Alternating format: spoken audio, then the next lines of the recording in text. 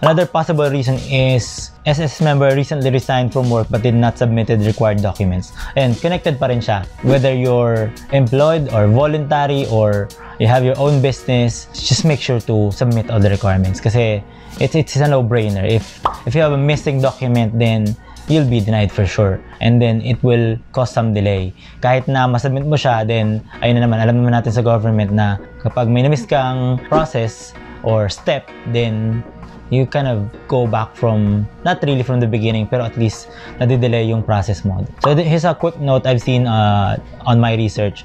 If your date of separation from employment is within 6 months of your date of delivery, you need to submit these 3 documents from your former employer.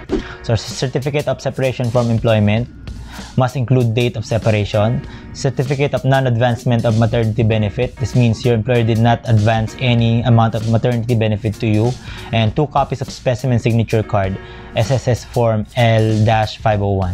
So yun, may mga additional na requirements kapag ikaw ay separated from work. The lesson here is, if alam mo buntis ka, if you know you need to claim that maternity benefit, then if you can hold on to your job for a while para mas madali yung process. I mean, I'm not saying na kapag pangit yung situation mo is magtiyaga ka, pero in most cases, it's easier kapag if you stay on your current job within the period na nag-aaskas ka ng mga ganitong klaseng benefit. Kasi it complicates the process a little bit more kapag, ayun nga, if you're separated or you're paying voluntary. So another possible reason, connected pa rin dun sa ating pag-separate, is ang nasubmit mo is yung certificate of employment instead of certificate of separation.